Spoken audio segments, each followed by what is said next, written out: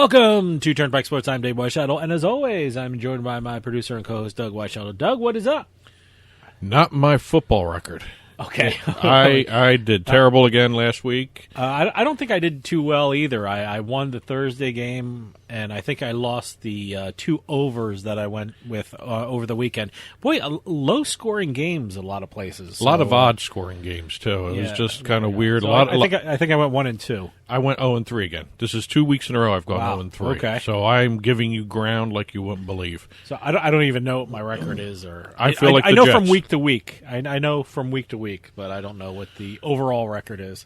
Well, again, we got another week coming up. We have Thanksgiving games. Yeah. I don't even know if I picked my Thanksgiving I have game. one Thanksgiving game. I'm laser focused on who was playing who. I didn't see when they were playing. So I actually, this is the first year for the show anyway. I'm picking a Thanksgiving game. Oh, okay. So it's my first try at this.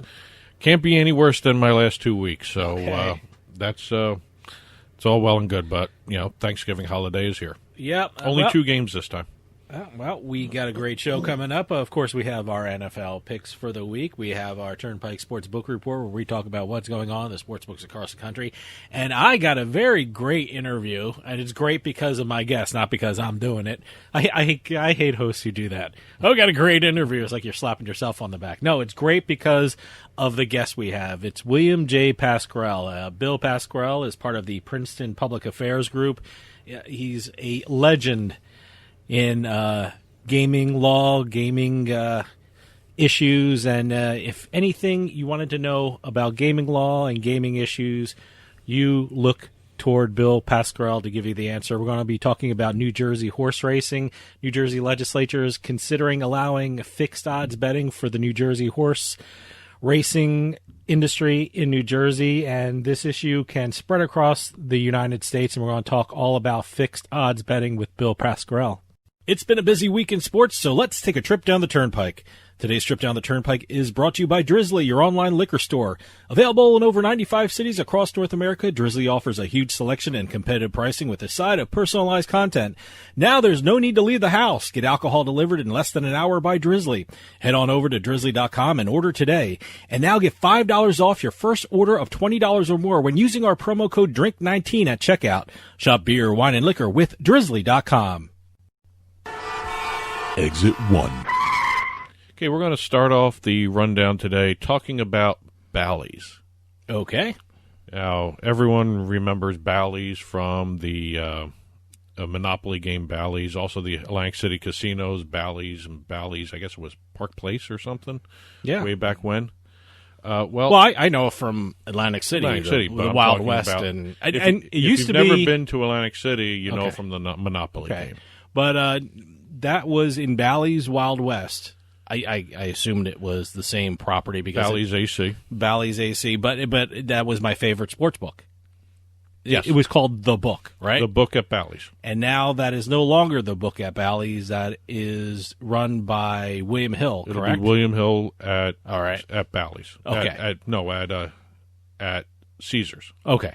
Yeah, because Caesars sold up Bally's to Twin River. And while the reason why we're a little confused at the different areas of the property is because these casinos, Caesars and Bally's and Wild Wild West and are three separate things. and Wild Wild West are all connected. Yes. I mean, you go into one building and they're separated by a hallway, and you're not sure where one begins and one ends. So that's but they are all three separate entities. Yes. And Caesars sold the Bally's property, not the Wild Wild West property, but the Bally's property to Twin River a few months ago, and still being completed at this time.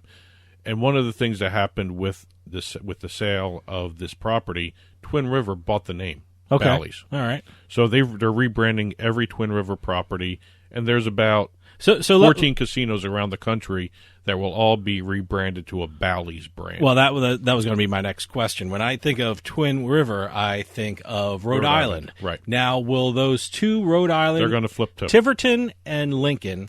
Right. Now they're going to be referred to as Bally's. At some point, they're going to flip. Okay, all right. Right now, they're still all Twin River. The important thing is, do I need to change my Players Club card? You will probably. I will, okay.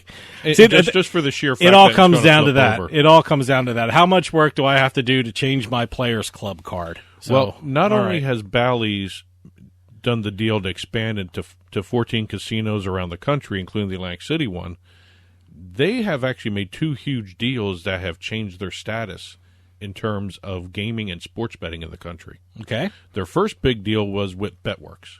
They acquired the sports betting platform Betworks recently for $125 million. Okay. Half of that's going to be in cash, half of that's in stock. Now, Betworks, we just had Jay Root on the show not too long ago, a couple months ago. Yeah. He was talking about Betworks. He was involved with Betworks. Yep, he's one of the front office people. So Bally's Corporation has bought Betworks for their sports betting platform. Now, again, they have 14 casinos around the country. Betworks, at the time of the purchase, had only New Jersey, Iowa, Indiana, and Colorado, 4 states. Okay. So now the Betworks platform is going to be seen in 14 different properties. Wow. 14, Okay. I won't say 14 markets because Rhode Island has two Yeah, we casinos in may there, have so. to have Jay back on to talk Yeah. about it. So that was a huge deal because it allows Twin River to have their own sports betting platform wherever they're at. Great. Wherever legal sports betting is, and there's a Bally's, Twin River, whatever you want to call it, property, if it's in a legalized sports betting state, you're going to see a Betworks platform. Now, the other deal is even bigger. Bally's has done a deal, entered into an agreement with Sinclair Broadcast Group. They're going to be working with the Fox regional sports networks that Sinclair owns. They're Great. going to be doing interactive wagering on the broadcast that Sinclair does for all their sports networks. Great. Now, a lot of people, when this happened, why didn't the Fox Sports networks go with Fox Bet? A lot of people don't realize that Disney, which owns, is part owner of all these things with Fox Bet and all this stuff, sold all their regional sports networks to Sinclair not too long ago, about maybe 2 years ago. Okay. So they have nothing to do with Fox other than the name. All right. So if you're looking, I wonder for if there's Fox Bet going to do that, Yeah, I wonder no. if there's going to be a name change coming soon with regard because with They the will confusion be- with Fox and things like that. They will be rebranding All right. all the networks to Bally Sports. Great. Good. Okay. So this is the momentum changing item here, because you're seeing a lot of these media deals. yeah, I'm Nothing as sweeping as changing the name of a network. Yeah, I'm trying to think of locally for us. I mean, we're New Jersey. We get New York stations. We get Philadelphia stations and Pennsylvania stations. I'm trying to think if there's a Sinclair station around here, but I'm not. We don't have a. I'm not thinking of one. we don't have a getting Fox one. Sports Regional. I think. I'm not sure, I don't know. I don't think so. but We'll it's check only on the that. Fox Sports Regional networks. All right. All right. So you're not going to see a FS1 changing their name. Okay. That's all not right. part of any of this stuff. That's actually Fox. Okay. So a lot of confusion in terms of what's going to be changing where and all that stuff. But if you keep an eye on, it's a Fox Sports Regional networks. All right. They're the different things. And there are soon to be Bally's. Bally Sports. Bally Sports. And All you're right. going to have interactive wagering and all the broadcasting. Great. Great. So this is the next step in the evolution of some of these sports betting media deals. I'm seeing a lot of those shows, like in-play betting is a big thing. Here in the New Jersey, New York area, we have something VSiN primetime action where these guys are sitting in, I guess, South Point right now. That's something different. Yeah, but I'm talking about it's interactive. They're being very interactive. They're watching the games Right. as they go along. But you won't have to go to a different channel. Okay. This will be in the broadcast of the Ooh, games. all right. No, That's what they're talking about. I like that. That's what they're talking. This is a step beyond what I'm talking about. If you're let's say, like the big one here is the Fox Sports Midwest Network. Okay. They have the St. Louis Cardinals. Mm-hmm. You're going to be watching a Cardinals game on that network. You're going to have the betting information there. Wow, that's great. That's what they're talking about. See, doing. that's one step beyond what That's we're what I'm having saying. right here. Yes. So that's great. That is great. Big step. Huge step. And you know what? It's one of those steps that, around the country are going to follow. Yeah. Yeah. Exit 2. Now, Bud Light has been doing a lot of deals in the esports realm. Just recently, they did a deal with Fanatics, the esports team, in the European market. That's the clothing, right? Fanatics? No, Fanatics is this esports team. Fanatics. Okay, here it's the clothing. Fanatics is the clothing, the sports clothing. Okay. Different things. All right, There's a different things. Fanatic esports team. All right. They did a deal over in Europe where not only did they resurrect the Bud Light Knight, because supposedly he died in the last Super Bowl commercial. All right, first off, I didn't know King of Thrones version kind of thing. I remember the night. I didn't remember him dying at all. Supposedly he died in this. I didn't see the Super Bowl commercial. He died in the Super Bowl commercial. No. They put him to rest, whatever you want to call it. But they have a European deal where when you see a Bud Light 6-pack, there is an on-pack Q code, the scannable code on it. Yeah. Where they're running a contest where you can have the a night with a Fanatic esports star.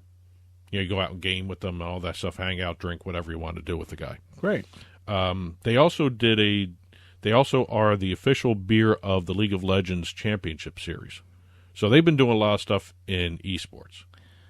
So will I be able to go out and see special cans regarding esports and Bud Light? Not in the United States. Okay. Europe, the Fanatic deal for the 6-pack deal, that was in Europe. Okay. European only. All right. Maybe Canada. I don't know. Maybe, but mostly European. But what I want to talk about here is something that, in my opinion, beats all those other deals. They have made what is probably the coolest cooler in creation. A cooler. Yes. Okay. It's called the BL6.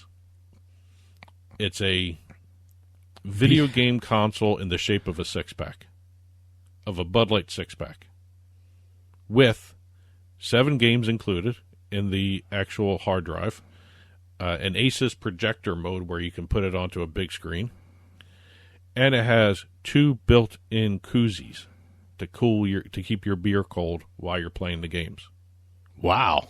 Boy, okay.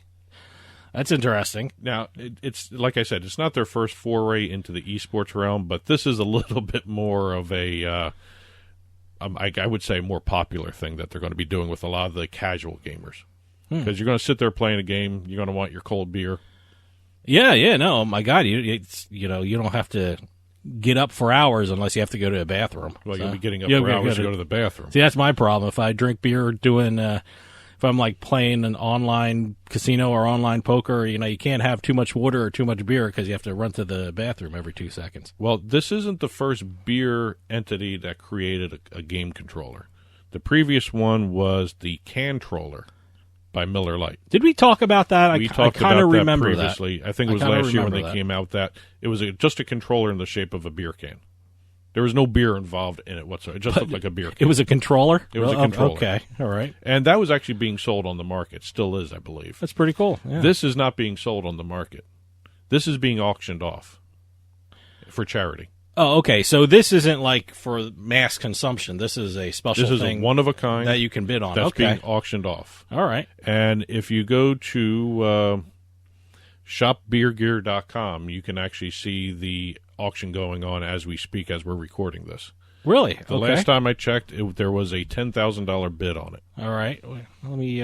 And all the proceeds will be matched by Bud Light from the sale, and will go to the National Restaurant Association Educational Foundation, supporting their changes on the menu program, which helps people in the restaurant industry, pay their bills and stay in business, basically. By the way, I'm checking on this as we speak, and I'm right now. I have to give my date of birth. Well, it's because it's shopbeergear.com. It's Shop Beer Gear because it's you're shopping beer. But okay, here the greatest cooler ever. Yeah, I can't see the bid on it, but it'll load. It'll load. All right. It's over 10,000. By the way, it's right now it's $10,009 as we speak. There you go. So, and I think there was something like 80 bids on it. Right now there are 78 bids. 78 bids. Okay, so it looks pretty. It looks really cool though. It actually looks like one of those cardboard 6-pack holders. So no, they did a great job with it. Yeah, no, it's really great, and all the money's going to a good cause too. Absolutely. And I'm assuming at some point they're going to be making these for mass consumption at some point. I would assume.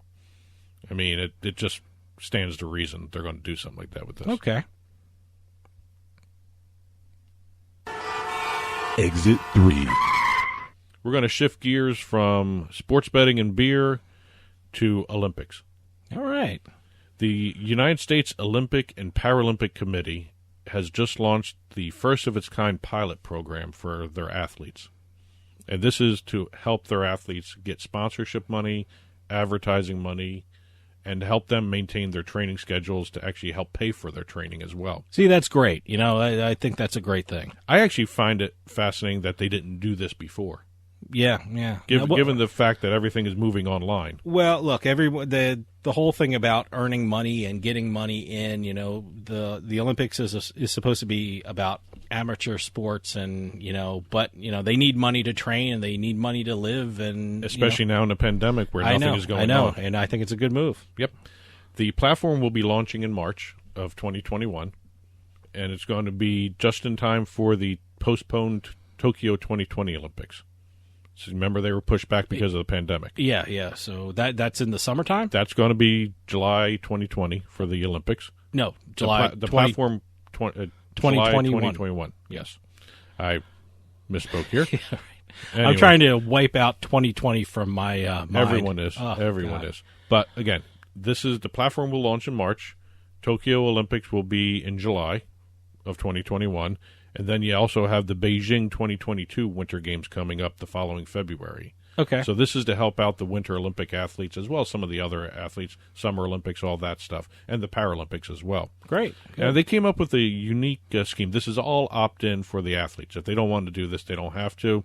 All it does is puts them out there, and it actually could benefit them. If they don't want to do it, they don't have to. 3 levels. There's the group marketing part, which is a guaranteed base payment to the athlete that opts in.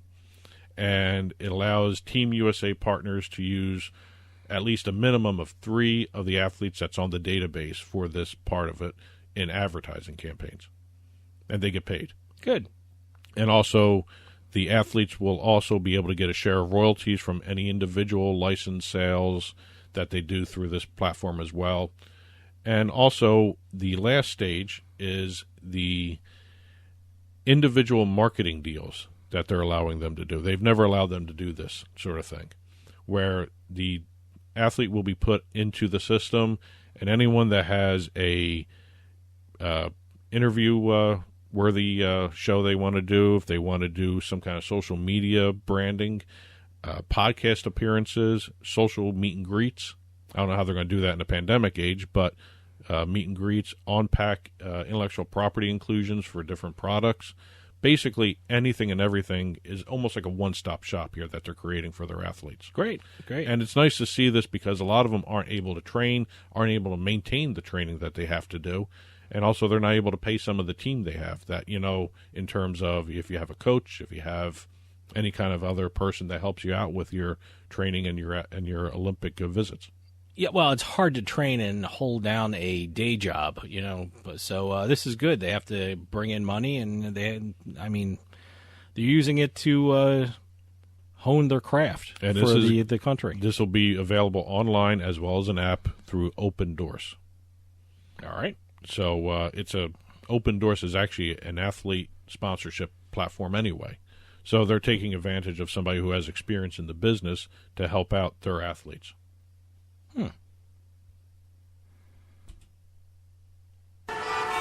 Exit 4. And last but not least, I call this exit Deadpool to Liverpool. Okay. But it's not really Liverpool that Ryan Reynolds is going to. All right. Ryan Reynolds, who is Deadpool, and his partner over here, Rob McElhenney. Yep. I think that's how you say his name. I've never watched It's Always Sunny in Philly. I love that show. It's on every night on Vice, I think. But a whole bunch of their episodes are on Vice. McElhenney and Ryan Reynolds have acquired the 3rd oldest football club in the world. Really? Okay. They bought the 156-year-old Wrexham AFC. All right. Now, plug in your own joke. Wrexham nearly killed them. Yeah, that sort of that's, thing. English, right? English soccer. Okay. Football. Real football, according to the English. They bought it for $2.5 million. Mm-hmm. They took controlling interest after all the shareholders and also all the athletes approved it. So they had to go to not only the athletes but the actual investors that own the team itself. It's the third oldest club, 156 years old. Where was this? They play at their stadium is in the shape of the racecourse ground that it's played on. It's a horse track. Okay. That was opened in 1807. So very long storied history. So wait. They play at the same place they played at since 1807? Yes. Wow. Okay. Yes. Well, they weren't. It's one of those things where it's football back over there. I mean, there's so much tradition involved in soccer over there. But they actually bought the team. They're going to be investing into it a little bit more money, and they're trying to actually make the team more competitive, is what they say. Oh, great.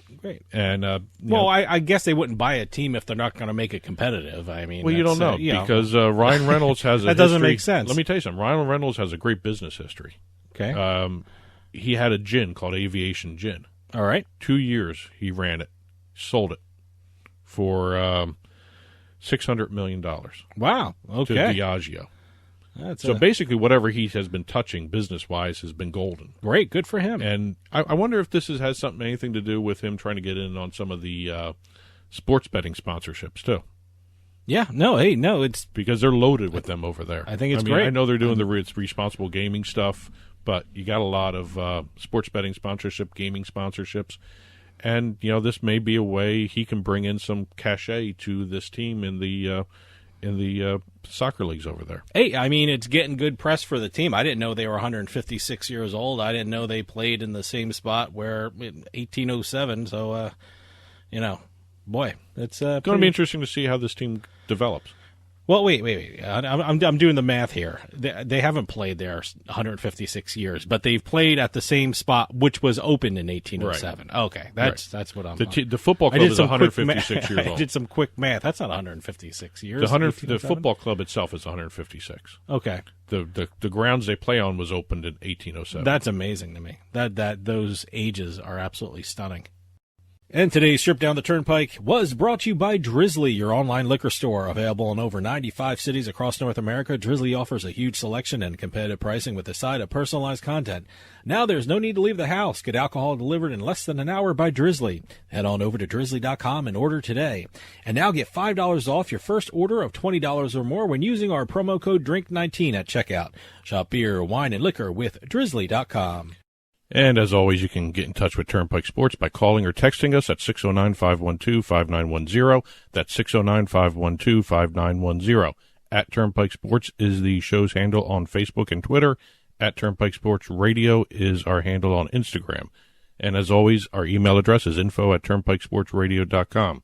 And don't forget, you can listen to the show via Spotify, Amazon Music, iTunes, radio.com mobile app, as well as Stitcher and YouTube. You can also watch us on your smart TV, Roku, Amazon Fire, Apple TV. Head on over to turnpikesports.net. You'll be able to watch our video channel there. And stick around because later on we're going to have our NFL picks, our Turnpike Sports Book Report. But right after this, I'm going to talk with William J Pascrell. Bill is a legend and a giant in gaming law in New Jersey and from around the country. I mean, we're going to have a discussion about New Jersey horse racing. There's a new piece of legislation working its way through the New Jersey legislature about allowing fixed odds betting at New Jersey horse tracks. And certainly other states are considering as well. And we're going to talk to Bill Pascrell all about it when we come back with more Turnpike Sports.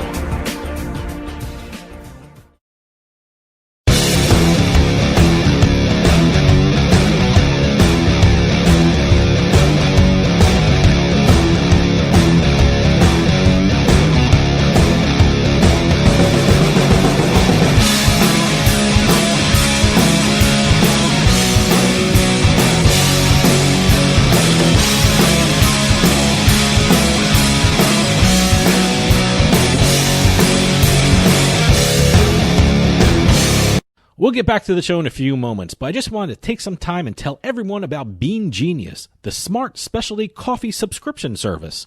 Bean Genius sells freshly roasted coffee from some of the best independent coffee roasters in the country. They feature over 2,000 specialty coffee blends, all at your fingertips at beangenius.com. Here's how it works. Head on over to beangenius.com and take their palate profiler test to find out what coffee best fits your taste. Then select from a variety of subscription plans. Every subscription comes with free shipping, and delivery can even be scheduled for once or twice each month. And based upon your review of each coffee blend you try, Bean Genius actually learns your individual taste preferences and then suggests future coffee blends for you. And now you can get 10% off your Bean Genius subscription when you use our promo code PIKE at checkout. Bean Genius offers a variety of subscription plans to suit any coffee lover's needs. Subscribe with Bean Genius today and start enjoying some of the best tasting coffee around. And save 10% off your coffee plan with promo code PIKE. Psst. Yeah, you. Come here. Haven't you heard? We don't need to hide anymore. Now, we can shop privately for adult products at adamandeve.com. They've got massage oils, lingerie, and lots more we can't mention here. Use offer code SPICE404. They'll give you 50% off almost any one item, 3 free DVDs, free mystery gift, and free shipping. That's 50% off, free shipping, and more. Private shopping starts at adamandeve.com. Today's trip down the Turnpike is brought to you by Drizzly, your online liquor store. Available in over 95 cities across North America, Drizzly offers a huge selection and competitive pricing with a side of personalized content. Now there's no need to leave the house. Get alcohol delivered in less than an hour by Drizzly. Head on over to drizzly.com and order today. And now get $5 off your first order of $20 or more when using promo code DRINK19 at checkout. Shop beer, wine, and liquor with drizzly.com. Credit card debt can ruin your life. If you owe $10,000 and minimum payments are siphoning away your paycheck each month, you can get debt-free in less time than you think. I've paid $800 a month for the past 3 years and haven't changed the balance on my credit card. Get debt-free now has a program to reduce your debt, stop the harassing phone calls, avoid financial ruin, and settle for less than you owe. I feel like a huge weight has been lifted off my shoulders. You're pre-approved for our special hardship program if you owe $10,000 or more. Upon payment of your new lower balance, your debt will finally shrink until you are debt-free. My family no longer has 30 years of payments ahead of us at 20% interest. There's no fees until you see results. So call now, make one monthly program payment, and free up your cash. Resolve your debt. Call 800-515-1558. 800-515-1558.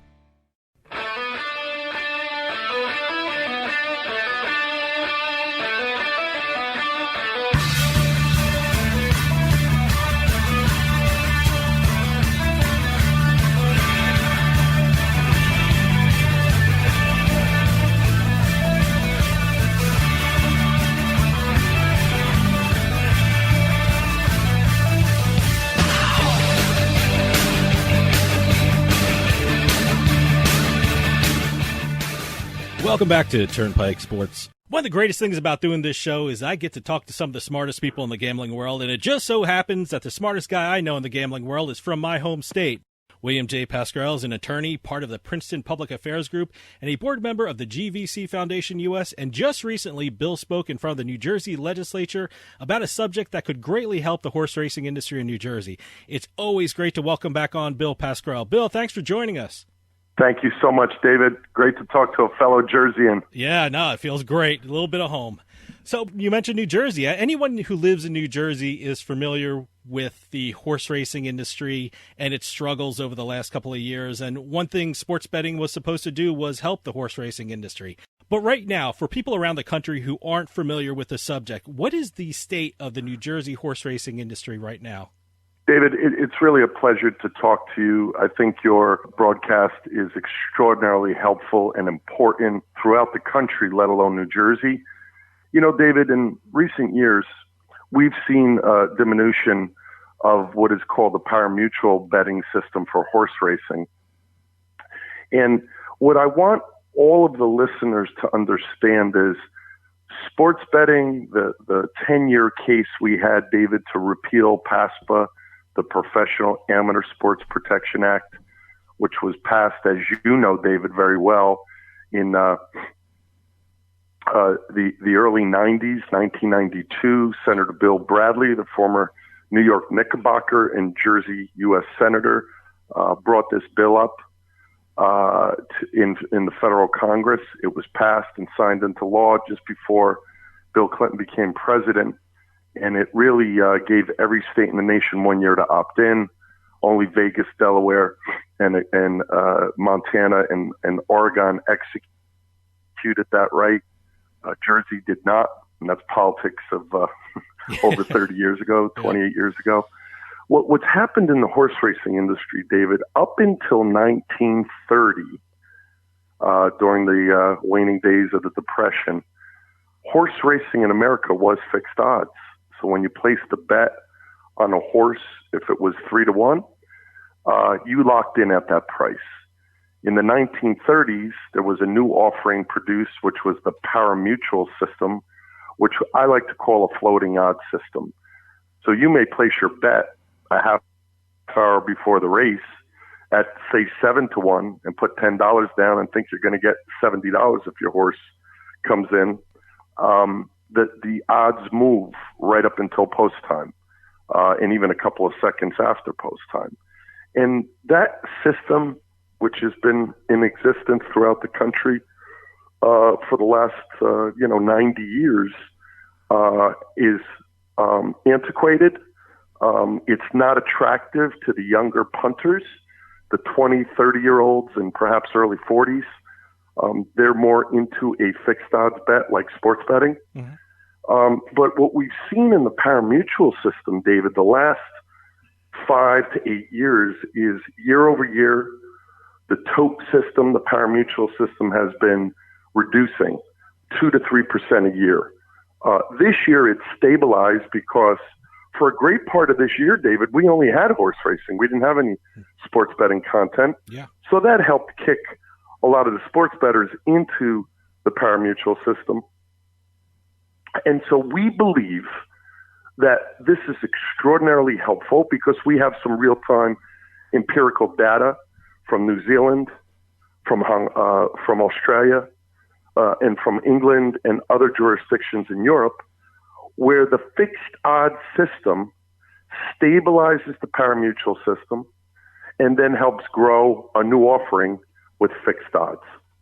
You know, as you mentioned, New Jersey had fixed odds before 1930. What was the reason for the change? I mean, did people in 1930s think pari-mutuel betting was the wave of the future? I mean, what were they seeing in the 1930s that we're not seeing right now?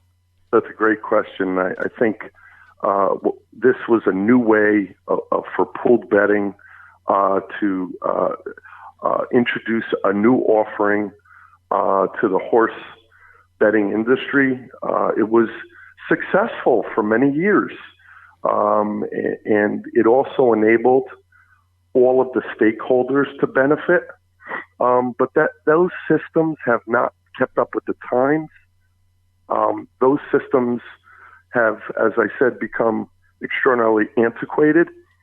And so what the fixed odds system does is it enables in the time of, the internet and high tech, it enables the younger folks to be able to log their bet in and know that it's locked. Mm-hmm. And so that the system, the pari-mutuel system, which is something that older folks enjoy, the 60-plus-year-olds, because they've been doing it for decades, and they're comfortable with that system. But the fixed odds betting system is a lot easier to understand, and it also enables folks to come in, the younger folks to come in, to feel like, hey, if I'm going to bet on the Giants versus the Eagles, and lock in at 3 points, for the Giants, I know that line may move, but at least I'm locked in. And so I don't want to suggest to anybody that's listening in, your extraordinary network, I don't want them to think that this is going to happen easily, because what's important about getting this put in place, not just in New Jersey, but we're talking about doing this throughout the country, so we can not only have in-state bets, but interstate bets and international bets, is a company like BetMakers, who I've been representing for the last 16 months. I met the CEO, Todd Buckingham, in Barcelona. He flew out from Australia just to meet me. I was speaking at the World Gaming Executive Summit last July. Family wasn't too happy because I was in Barcelona, which is not a bad place to be, during 4th of July, speaking about U.S. sports betting. And little did I know I'd meet Todd Buckingham, who had an extraordinary impact on my life, because this is exciting. I've been privileged to be involved with the repeal of PASPA and be the quarterback for that. It was a successful campaign, although it took 10 years, David. Yep. And I was also involved with introducing online gaming to the U.S. Back in 2013, where Governor Christie, Senate President Sweeney, and the rest of the legislature really saw the benefits of bringing online in, and thank God they did, because if it wasn't for online gaming during COVID, the casinos would all be shuttered. Not because the state shuttered them, but because nobody's going to them. But what's important about fixed odds is we believe strongly, and there needs to be a lot of education and advocacy on this, that because of the data that we know from the UK, Germany, Australia, New Zealand, this will not at all hurt the parimutuel system. What it will do is stabilize it and stop it from reducing, and it will explode over time through education and marketing, a new fixed odds system. Let me just give you these numbers briefly, and everybody that's listening in will get it. There are 330 million Americans, and we do, give or take, about 10 billion a year. We might actually do 11 billion this year because of COVID for the parimutuel system. Australia, which only has 24.6 million citizens, does 3 times that number, $30 billion a year in horse race bets. 70% of that is fixed odds. The balance is the parimutuel system. The parimutuel system has not been cannibalized. A lot of casual observers are concerned about that, and we want to assure them that that has not happened. We think that this could explode the horse racing industry in a positive way and also help subsidize the purses, which is important to attracting punters, even the whales or the casual punter. And what it will also do is benefit the jockeys, the veterinarians, the breeders, the owners, and the horsemen. And so we think this is a great way to bring new bets to the system, and it's a younger punter. And finally, David, and thank you for letting me chat here, I want you to your listeners to understand that the fixed odds system will also do a couple of other things. Right now, if we were not to do any new offering for horse racing will be dead on the vine within the next 10 years. So we are confident that the fixed odds system will save the horse racing industry and help grow it, stabilize it at first and then grow it. And it's like the lottery, David, which you understand clearly. If we don't bring online lottery throughout the country, which we've done in New Jersey and Minnesota and New York, and several other jurisdictions, those players are going to age out. The 20, 30-year-olds are not going to go to your local 7-Eleven or bodega to buy a lottery ticket. They want to buy it on an app on their phone. Yeah. Similarly to what the fixed odds system will represent, a new offering to help allay the concerns of the horse racing industry that their customers are aging out. Well, correct me if I'm wrong, but in some specific races in New Jersey, fixed odds betting was allowed. I mean, where were they and how did they work in those specific races?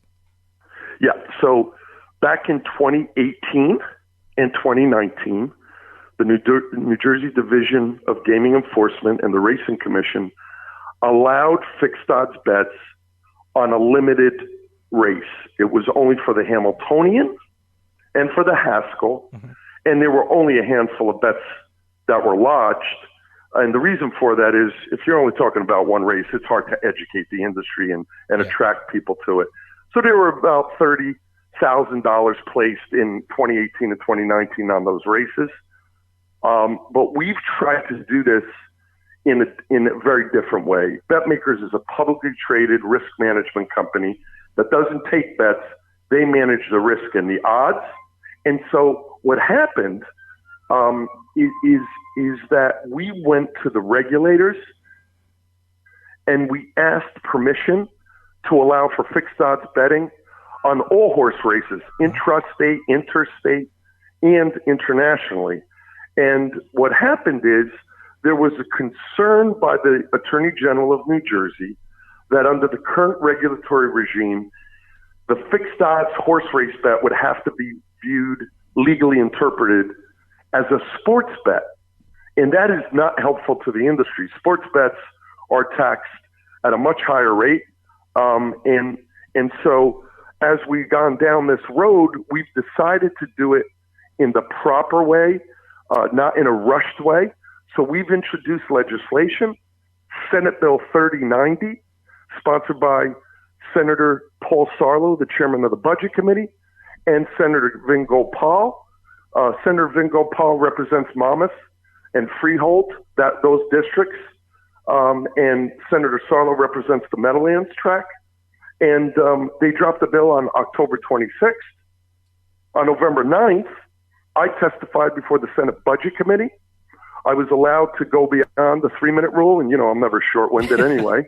They allowed me to testify for 15 minutes, and a couple of extraordinary things happened, David. Mm-hmm. The entire committee, both Republicans and Democrats, voted unanimously, 11-0, to move the bill out of committee. That's great. And also, several members of that committee signed on to the bill as sponsors because they saw, after my testimony, the value of what was being proposed here. And in addition to that, there were a couple of opponents to the bill, and they withdrew their opposition after my testimony. And I don't say that in a braggadocious way, but I'm really proud of what we're offering here.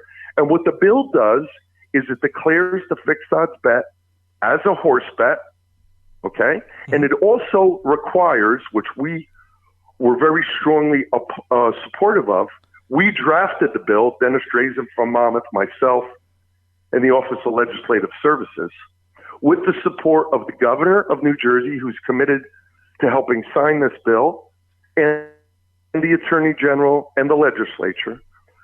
What's required here is if you want to take a fixed odds bet on a race at Monmouth Park, you need the permission of the track and the horsemen and the racing commission. All have to sign off on it. And so there's a lot of protections in place. Nothing can happen without that. And for those who are not interested in getting into fixed odds, they don't have to.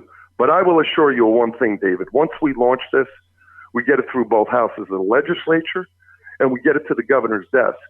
When the Meadowlands and Monmouth open up their seasons next year, every sports betting operator in the country that has a license in New Jersey will want to do fixed odds betting. It's extraordinarily beneficial to them. Their percentage of takeout for the sports betting operators is not as great as the pari-mutuel system, but you're talking about 2% on a larger volume as opposed to 10% on a smaller volume. So there's much more benefit here, and so we're very confident. And then in closing on this comment here, I want you to also understand, David. Not only are we working in New Jersey, and I can speak to each of these states, but we're working in Pennsylvania, Ohio, Oklahoma, Michigan, Colorado, and North Carolina. We've talked to the governors of those states, legislators and regulators in those states. Some of those states believe they can do fixed odds with a regulatory tweak. Others believe that they might need legislation. And we're working in collaboration with all those groups. You mentioned them before, and they might not be well known in the U.S., but BetMakers, I read a lot about them, and they are just doing amazing things with regard to this subject. Can you tell us a little more about BetMakers? Because with this subject, I know they're going to be in the news a lot around the country. Well, yeah, if I may, I met Todd Buckingham, like I said earlier in the podcast, July 4th of last year at the World Gaming Executive Summit in Barcelona. And Todd then flew to the U.S. to meet me and retained me September 1 of last year. And I've been representing them as their outside counsel and lobbyist and advocate since then. That company, whose stock was at 3 when they retained me, the stock mushroomed up to 18 over the course of a couple of months. Wow. And then last year, when I was at the ICE conference with Todd, ICE is the International Casino Expo, which I go to annually for the last 13 years in London, we announced on February 4th of this year, David, 5 p.m. New York time, 10 p.m. UK time, 10 a.m. February 5th Australia time, the contractual partnership between Monmouth Park Raceway, the Horsemen, the Thoroughbred Horsemen, and BetMakers. And in the course of 3 hours, their stock went from 18 to 34. And so, you know, that's the excitement. And they're traded on the Australian NASDAQ. Mm-hmm. BetMakers is a data analytics managed risk trading services company. They don't take bets, they manage the risk. And they help sort it out in real time. Powerful company. They have zero competition. Nobody else can do and produce and have the experience and bandwidth of BetMakers in the horse racing industry. When they put out a press release, when S3090 and the Assembly counterpart was introduced on October 6th, the stock shot up again. Just this past week, David, and I know you know this, but I'd like your viewers, your audience to know it. Just this past week, on Wednesday, the New Jersey Racing Commission introduced a pilot program for fixed odds. It's a limited program, and it's just being done to show that New Jersey's engaged and interested in this while we're moving the legislation. And what that pilot program did was on January 1 of 2021, any Tier 1 Grade A races, there's about 82 of them in the country, will be allowed to have fixed odds bets placed on them. That's not extraordinarily helpful because in the winter months, as you know, there's very few races, Santa Anita, Tampa, Jamaica, etc. But what it does do is it shows the commitment of the state of New Jersey and the Racing Commission. And when that was announced Wednesday afternoon, the BetMaker stock shot up again to 54. Wow. So, you know, this is not Bill Pascrell's opinion. This is me parroting out an objective viewpoint, which is a market, right? The NASDAQ market. That's not just a casual thing. Mm-hmm. So this company has sent over in February of this year, actually on Valentine's Day, a gentleman by the name of Dallas Baker, who's the Senior VP of International Operations for Australia. Dallas has become almost a part of my family because I got him an apartment in Clifton, New Jersey. He's been working out of since. If he were to have gone back home during COVID, he wouldn't be allowed to come back into the country. Okay. So we've sorted out his immigration documents. He's becoming a resident alien of the U.S., and they just hired on September 1, as a show of commitment, their first U.S. employee, a U.S. citizen who's become the general counsel in-house for the U.S.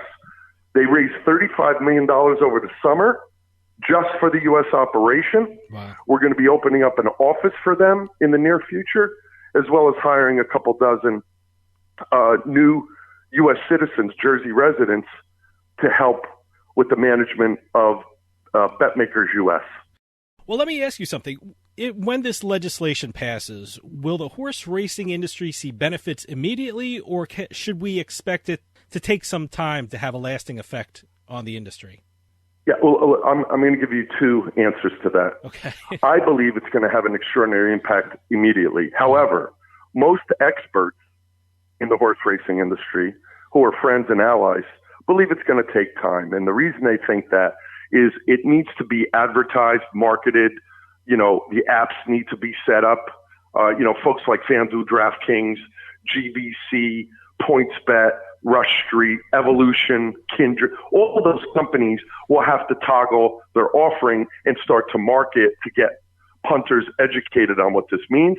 So it could take a little bit of a granular grind, but we believe in the relative near future, in a year or two, this will be a very dominant offering that the horsemen and the tracks will be extraordinarily grateful for. And what it's gonna take time to do is to onboard these sports betting companies with the managed trading services of bet makers and the tracks and the horsemen to kind of, all those conversations are going on now. Those contracts are being signed. And so I believe by the end, this time next year, if I'm lucky enough to talk to you again at that time, I believe we will all be thrilled at what fixed odds has meant, because I think it will immediately stabilize the total self-cannibalization and will also provide a whole new bandwidth of bets that we're not enjoying right now. Now, I know Dennis Drazen, who's CEO of Darby Development, who's the operator of Monmouth Park. He feels that fixed odds betting is going to improve the handle and also will be appealing to a lot more potential bettors. Now, is that the feeling across the board? Is there some operators that aren't sure about it? I mean, what is the general feeling of the operators in New Jersey about fixed odds betting? Every operator that we have talked to, and even some we're going to be talking to in the immediate future, understands that this is a valuable offering. David, it's been very scary what's happened in the last month or so since Election Day in the U.S., where COVID has spiked. We just saw a very daunting statistic from yesterday. 178,000 U.S. citizens tested positive in one day, and 1,800 died in one day from COVID.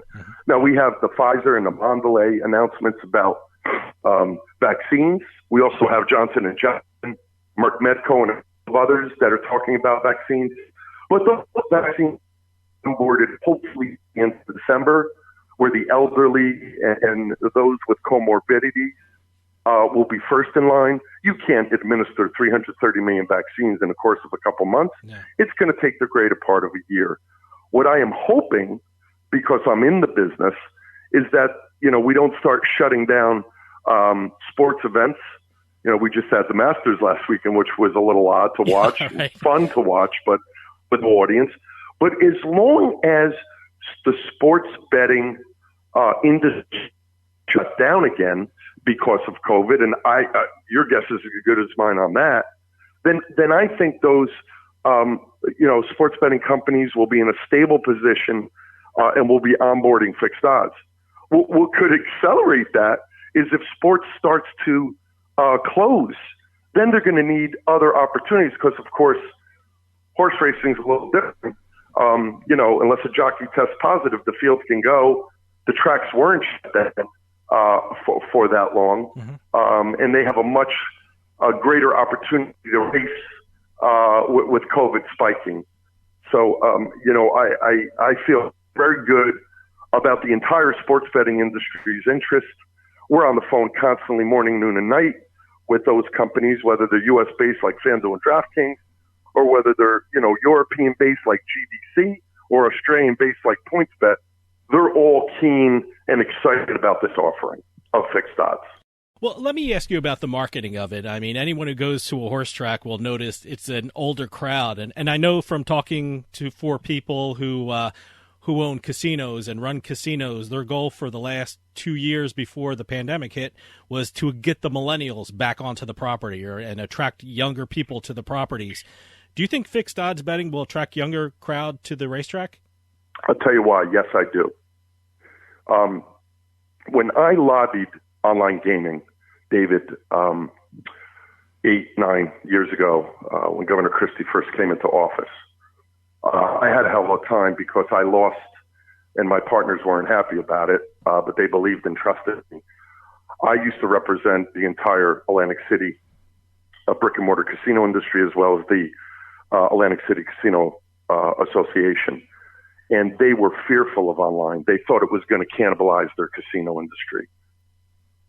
Lo and behold, I lost them all, but I picked up just about every online gaming company in the world who wanted to get into the market and help fund our campaign, now all those brick and mortar casinos are clients again of mine because they know that were it not for the online gaming industry, they would be sucking wind. New Jersey used to do $5 billion a year just in casinos prior to online in GGR, gross gaming revenue. And that number has dropped. It dropped below $2 billion a few years ago, and now it's starting to creep back up. What they now realize, David, and I get so excited about this conversation, and I really appreciate the privilege to talk with you. What they're excited about, and they understand now, is that by offering online gaming, it's a way to keep the customer once he or she leaves the property.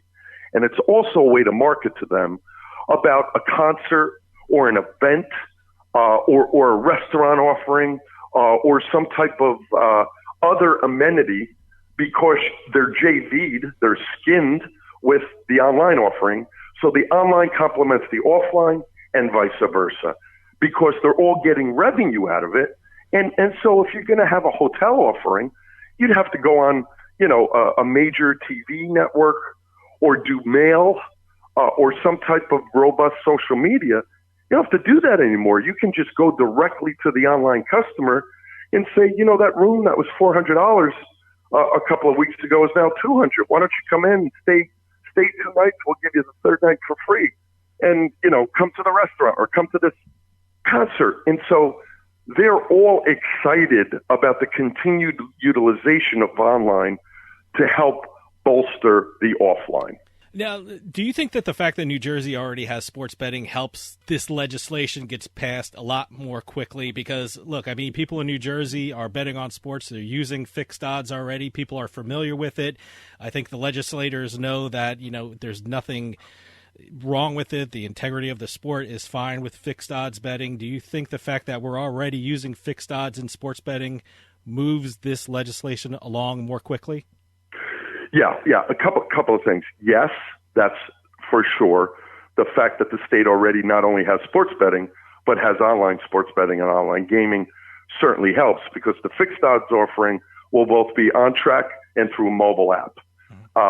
So yes, but we have talked to a couple of states that don't yet have either sports betting or online gaming, and they feel this is a nice way to maybe do online horse racing with fixed odds. And if that succeeds, maybe they'll then trampoline into sports betting. So I think it's got a balanced bilateral benefit. And, some of the states we're talking to, like Colorado, already have sports betting, and they see the value of this. Although they only have a track or two there, they're very interested in this as further content. And let me just say this, David, because you'll appreciate this most, and your Pennsylvania listeners will as well, and perhaps South Jersey. Governor Wolf last year in November did us a very huge favor, even though that was not his intent at the time. He pulled, you'll probably remember this. Yeah. I wouldn't be surprised if you had a show on it. He pulled $220 million out of the purse of horse racing, and he did it for a very valid reason. Although it was a money grab to the general treasury, he said to the horse racing industry, "You guys are dying on the vine, guys and gals, and you're not innovative. You're antiquated, and you haven't done anything. The system year over year is self-cannibalizing at 2 to 3%. In another 10 years, you'll be out of business." So he drew that back. We met with Governor Wolf and his team, and he got it right away. He said, "Bill, if you can get the Pennsylvania horse racing industry to embrace fixed odds, to me, that's innovative, that's robust, it's creative, and I would be willing, if we were to do this and they embraced it, I'd be willing to put that purse subsidy back." So, this has got all sorts of benefits. I will tell you, David, that it's not an easy operation from a lobbying point of view, because a lot of people get nervous about change, particularly the elderly, right? And I say that out of respect. The horsemen around the country that are, tend to be elderly, 60s, 70s, and 80s, they tend to get nervous, like, I want to keep what I have, and they put their arms around it. But we're trying to explain to them is this is a way for you to benefit. It's not going to hurt you, because you're going to have so much more purse subsidy, which gets distributed throughout all those stakeholders I mentioned. And that's a good thing. And they're getting their heads around it and they're understanding. I think once Jersey launches, everybody else will jump in. And some other states, like I've mentioned to you, Ohio, Michigan, Oklahoma, Colorado, Illinois, and North Carolina are already engaged in this conversation. Tell me about the timeline for fixed odds in New Jersey. When do you think the bill would become law, and when do you think it'll be implemented in the state? We're hoping that by Q2 the bill will be signed, and that by the end of Q2, when Monmouth opens and Meadowlands opens in early May, that's when the first fixed odds bet will be taken outside of maybe this pilot program. And the Governor Murphy will take that first bet like he did on sports betting.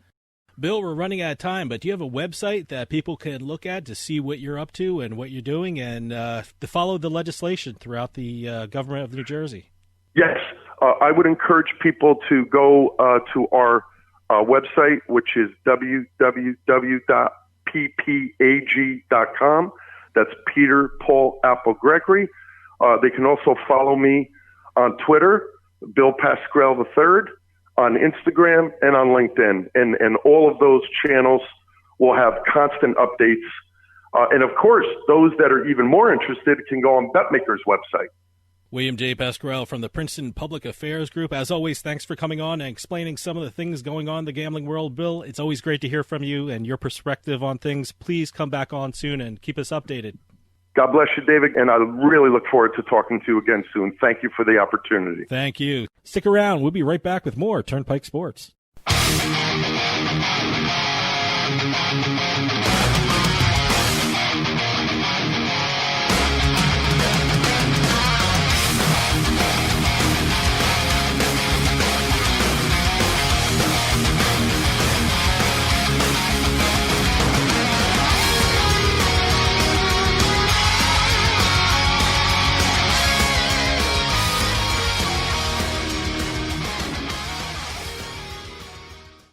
Now that we're home more than ever, we need to feel safe.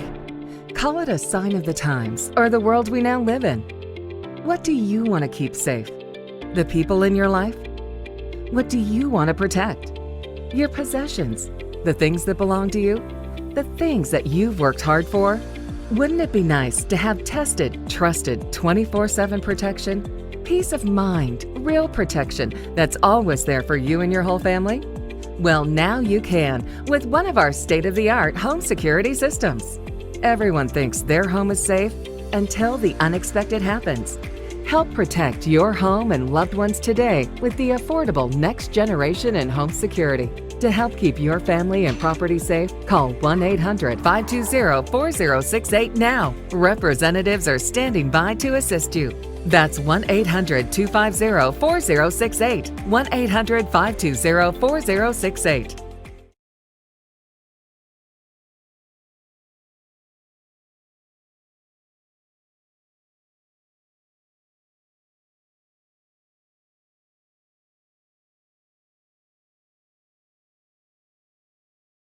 And the Turnpike Sports Pro Football Pick segment is brought to you by William Hill in New Jersey. Football is back, and William Hill is celebrating the 2020 season with a great new welcome offer in New Jersey. Sign up with William Hill Online Sportsbook in New Jersey using our promo code PIKE500 to receive a free bet up to $500 with your first deposit of $50 or more. That's promo code PIKE500 for a free bet up to $500 with your first deposit of $50 or more at William Hill in New Jersey. Must be at least 21 years or older and in New Jersey. Terms and conditions apply. New customers only. Problem gambler? Call 1-800-GAMBLER. And like we mentioned at the top of the show, last week I did not do well again. It seems to be my consistency of losing badly. 0-3 for 2 weeks in a row now. Wow. I feel like the Jets. What are the odds of going 0-3 2 weeks in a row? What are the odds on that one, huh? Well, for me it's batting 1,000, so those are the odds. But hopefully this week changes. Season totals right now, you have what could be an insurmountable lead the way I'm picking lately. You are 20-13 for the season. 20-13, huh? I am 16-16-1. Wow. Okay. Boy, Yeah. that's I'm sucking. wow. Okay. Well, no, it's what do you call it? I think I went 1-2 because two of the overs I picked were bad. I got the one because I went with the Seattle Seahawks Thursday night, and that was my only win of the week for the When show. you haven't had a successful pick in 2 weeks, that's 1 and 2 is not that bad. Yep. Well, So, but I did do well on some prop bets outside of the show, doing my own stuff. I got very lucky in a prop bet. There was a special at Sugar House that I jumped on. It was Alvin Kamara and who was the Derrick Henry.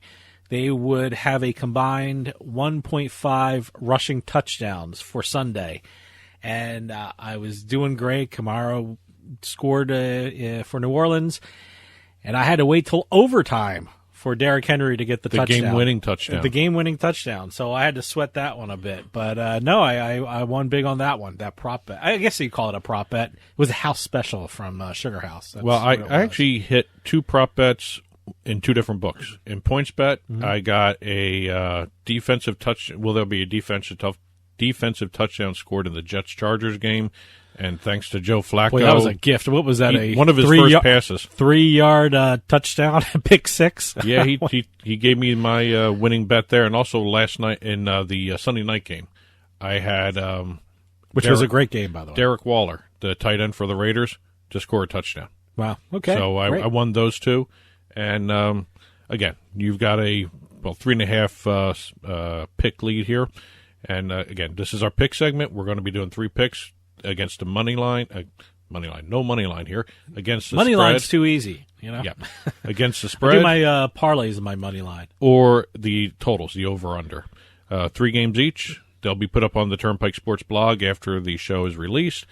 And feel free to comment on info@turnpikesportsradio.com is our email address. Comment on the blog. Comment to us on Twitter @Turnpike Sports. And @Turnpike Sports Radio is our handle on Instagram as well. I went first last time. Oh, did you? Go ahead. Well, my first game is Baltimore Ravens versus the Pittsburgh Steelers, who are favored by 3.5 with an over/under of 45.5. You know what? I love the way the Steelers are playing, and I hate the way the Baltimore Ravens are playing. You know, Baltimore Ravens had a couple of tough weeks. They lost to the New England Patriots. Then last Sunday, they lost in overtime against the Tennessee Titans. And, I mean, for me, this is probably the kiss of death for the Pittsburgh Steelers, because I'm going with the Pittsburgh Steelers to keep their winning streak alive, because it just seems like they're running on all cylinders. I mean, Ben Roethlisberger is looking like he did before his injury last year. The Steelers are an incredibly gifted defensive team, and I can't pick against them right now. So, you know, I'm taking the Steelers and laying the points. But you know what? It wouldn't surprise me if this was their first loss of the season. But I just can't pick against the Steelers right now. I don't think they've ever been 9-0, have they? No. So, no, they're the best start in their incredible history, which is unbelievable to hear. But, and I think the last time they started, I think it was 7-0. They went to the Super Bowl. Well, it looks like I think they're going to go to the Super Bowl. This week, you know, I was... Baltimore's too inconsistent. Yeah, I was thinking about just not even touching this game, but I just love the Pittsburgh Steelers, what they're doing. They seem to be scoring effortlessly, and their defense is just really stepping up and just smacking around teams. And the Ravens, my goodness, boy, they were just awful the last 2. I shouldn't say awful. It's just not consistently good throughout the game. So, like I said, I think the Steelers are going to win. I think the Steelers are going to win by a touchdown. Okay. My first game is the Thanksgiving Day game between the Houston Texans, favored by 2.5, at the Detroit Lions. There's an over-under of 51. Detroit's just stumbling around now, and they stumble into Thanksgiving and the holiday season here after being shut out by the Carolina Panthers 20-0. Yeah. Texans beat New England. Yep. Both teams, you know, coming in on different tacks here, but again, even the Lions have a former XFL quarterback starting too. So okay, yeah, so they're not in good shape whatsoever. They've failed to cover in 3 of their past 4 games. Houston has actually looked pretty good, especially against the Patriots last time. I mean, Patriots started to come back at the end of the game, but really they weren't in that game at all. And the Texans have also covered the spread for 2 consecutive games as well. I know the spread here will change because we're in all transparency, we're taping a little earlier for the holidays. Sure, we want to get our picks out so we can lose in Thanksgiving. Exactly. And really well, I'll be watching dinner. them. I'll be watching this game on Thanksgiving. But the spread right now is 2.5 as we're recording this. I think under a field goal sounds right for the Texans here, and I'm going with Houston with the 2.5. It's laying the 2.5. So Houston is favored by 2.5. Oh, really? Okay. I was interested. I didn't know the Texans would be favored, but I guess they Detroit would. They should be. Yeah, I guess so. Yeah. My next game is the New Orleans Saints, who are favored by 5.5 versus the Denver Broncos, and an over/under of 44. I don't care who the quarterback is for the New Orleans Saints. They're going to win. They're going to cover. They're just going to smack around Denver, who, by the way, played very well against Miami Dolphins. Surprisingly well. Miami Dolphins, they had a quarterback change during the game. They had Fitzpatrick play the second half of the game, but and threw that costly interception in the end zone. But they were moving the ball. So, but New Orleans Saints is such a better team and is such a complete team than the Dolphins, and Saints should really handle Denver. I don't care what the point spread is. It's 5.5. They'll beat them by at least a touchdown. So I'm taking New Orleans Saints and laying the points. 2-point spread picks for you. That's unusual. I know. My next game is the Los Angeles Chargers at the Buffalo Bills. Bills are favored by 5.5 right now. The over-under is 54. I watched the Chargers-Jets game, and Jets scored. Say what you will about the Jets. They scored.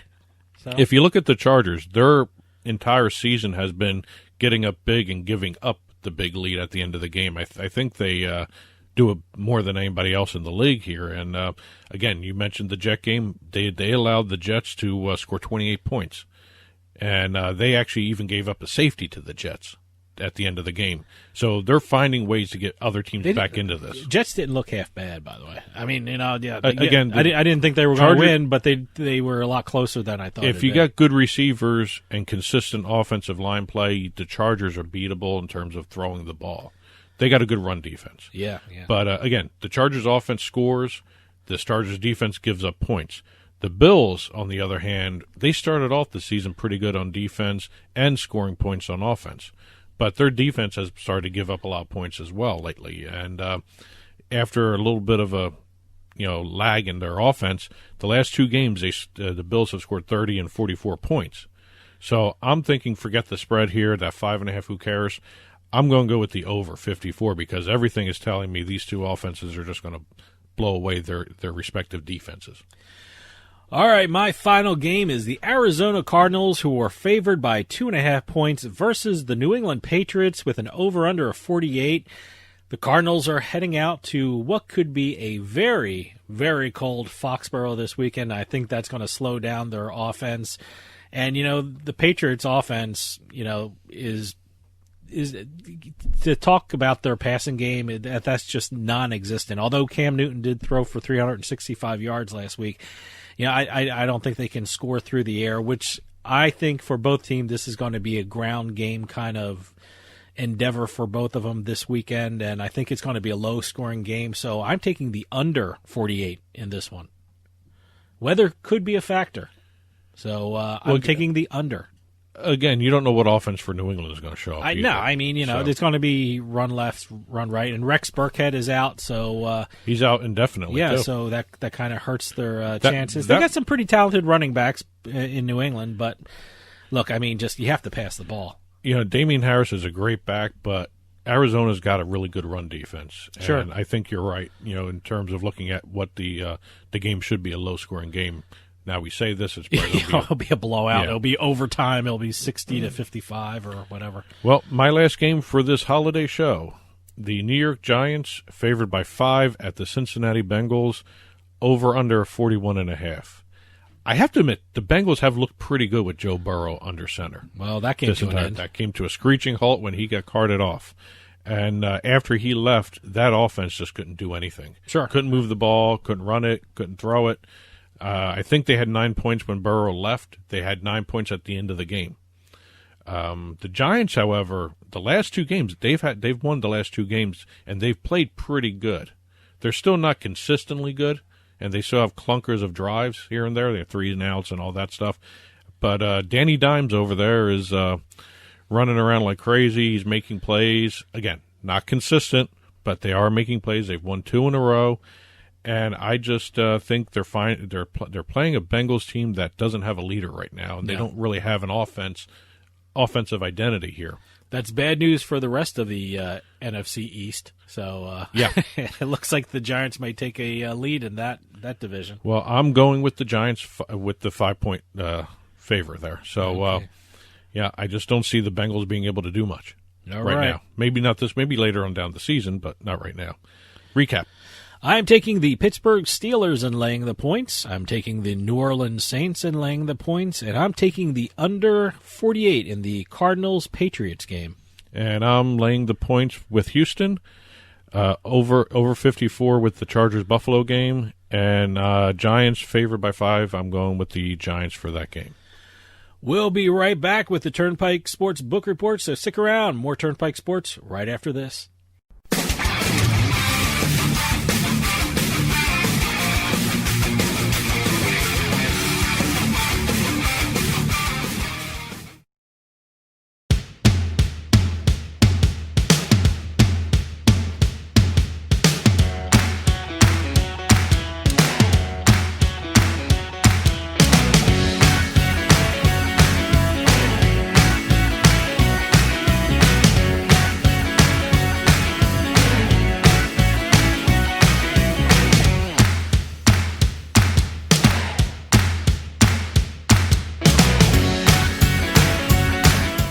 Sometimes life is wonderful, and sometimes it's not.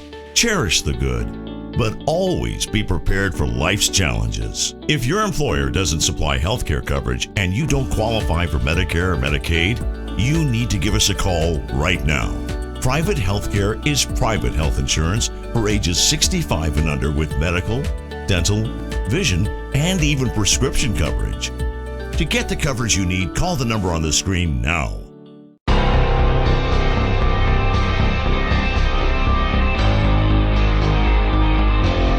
Turnpike Sports Book Report.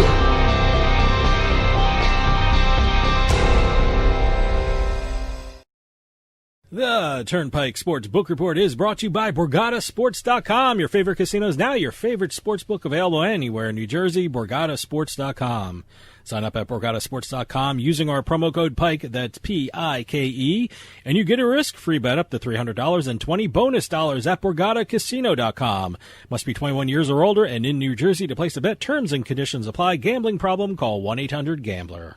All right, in this week's book report, we've got our usual suspects of revenue numbers, handle numbers. We have some deals that were made, and we also have some launches. Got a lot of revenue numbers this week. This is the time of year for revenue numbers to come out. So why don't we start with our friends over there in Pennsylvania? Yeah, they did well. They set records for themselves. They did well. They set state records. Wow. They had a total handle of $525.8 million. That's double of October of last year. So they have been incredibly, I want to say, growth-centric. I don't know how to phrase that, but they've been growing like crazy. No. And they had a handle of $462.7 million in September, and they blew by that one. They had another $100 million almost in October. An extra $100 million. Yeah. So what was the handle? I just said $525.8 million. Okay. That was double October of 2019, more so. All right. They also had a revenue record.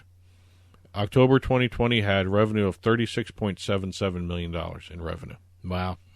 That was the previous monthly high was in January of 2020 of $22.8 million. So they had $14 more million in revenue come in.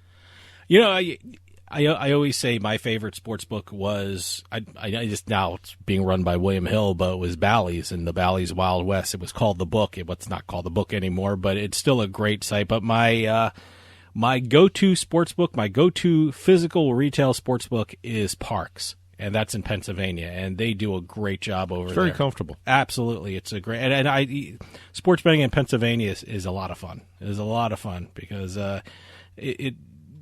to see a full day of sports at a sports book is just, there's no other feeling in the world. And I can't wait to start doing that again. Hopefully we can do it soon. Once this pandemic is done.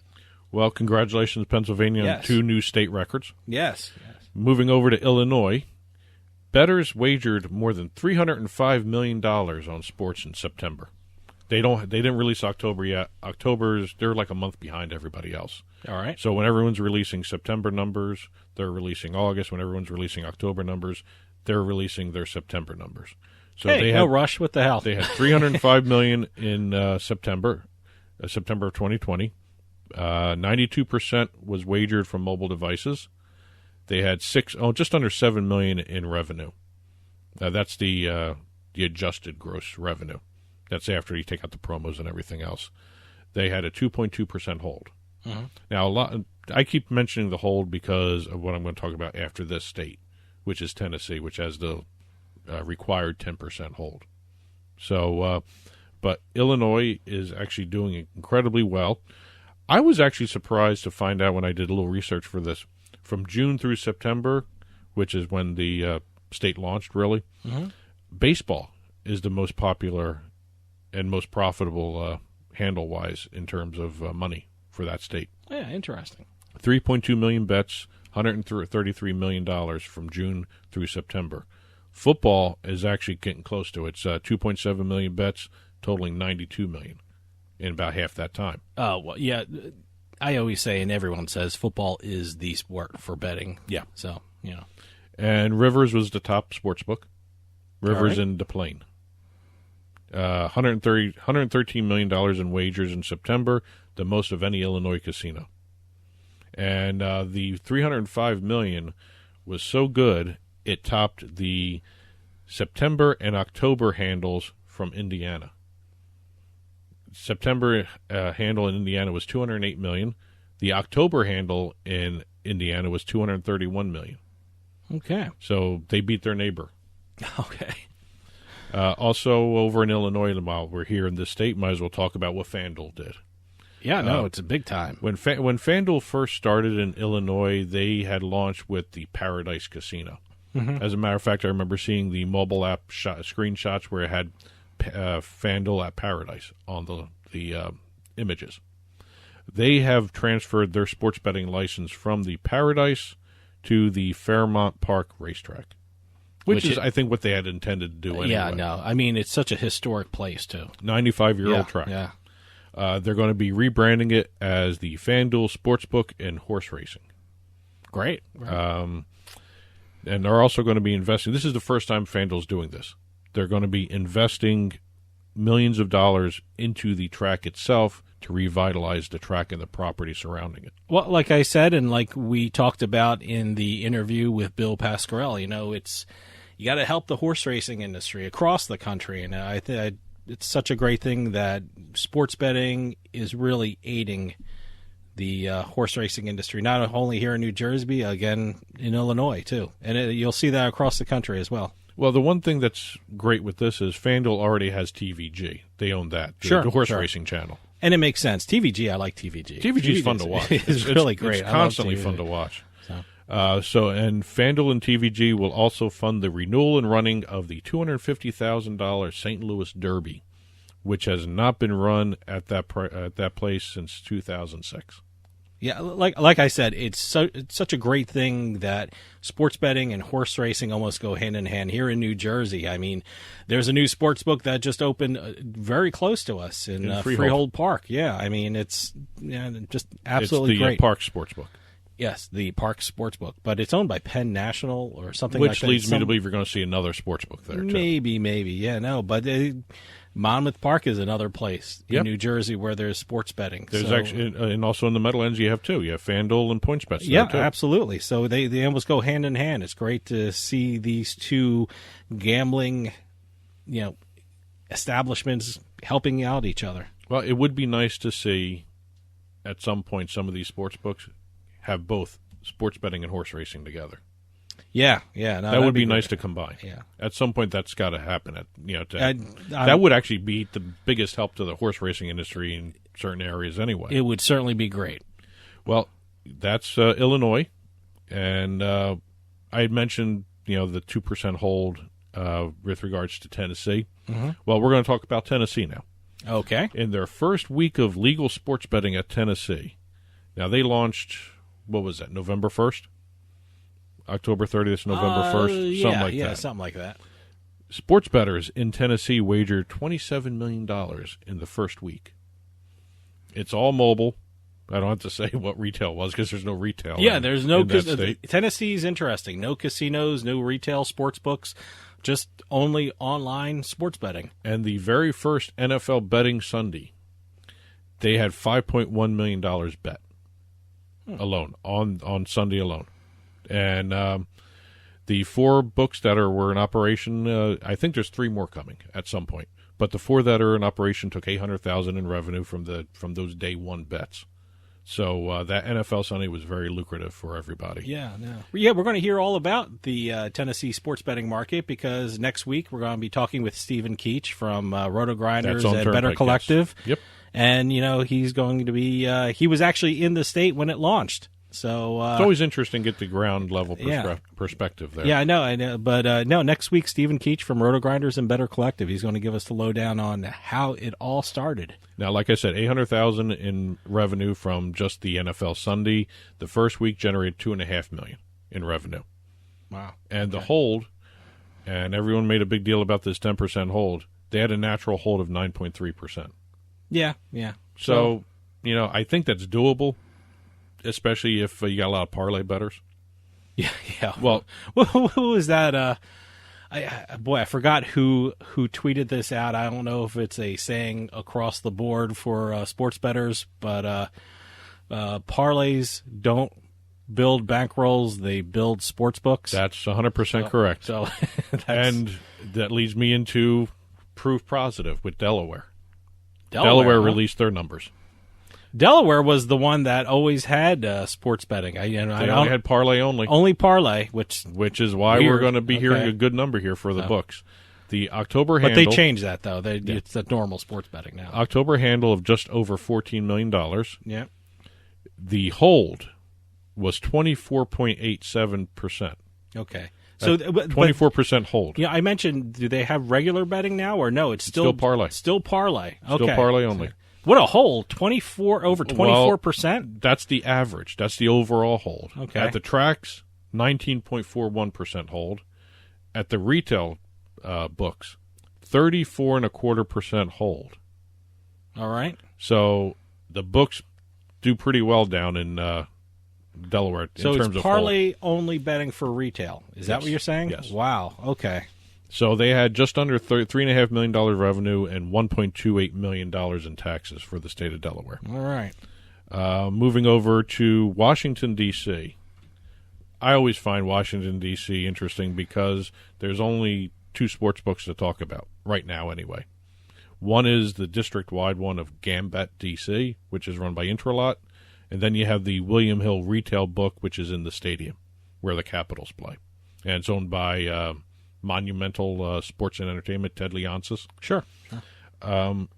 William Hill, which is the sportsbook operator for the retail book, they reported 144,882 bets placed in October for a handle of $14.35 million. 17% increase from September. Gross gaming revenue of $2.7 million, also up over 100% from the previous month. So their revenue's skyrocketing here. And tax revenue was $271,000. And here's another monster hold, 18.9%.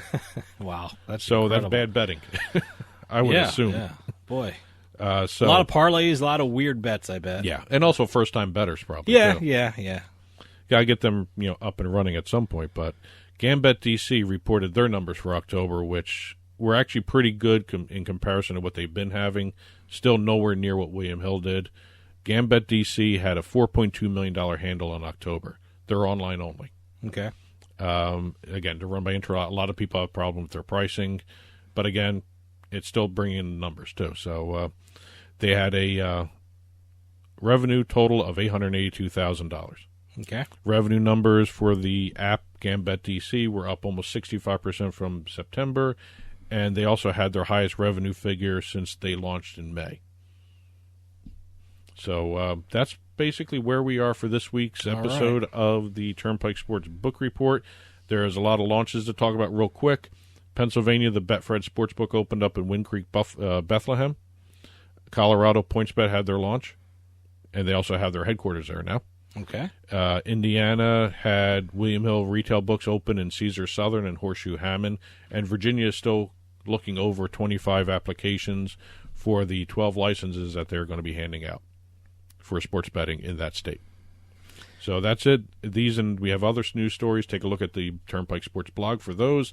TurnpikeSportsRadio.com. Click on the blog. You'll see these posted up after this episode of the book report airs, about an hour after it is released. And if you have any questions or if you have any other news, info@TurnpikeSportsRadio.com is the best way to reach the show.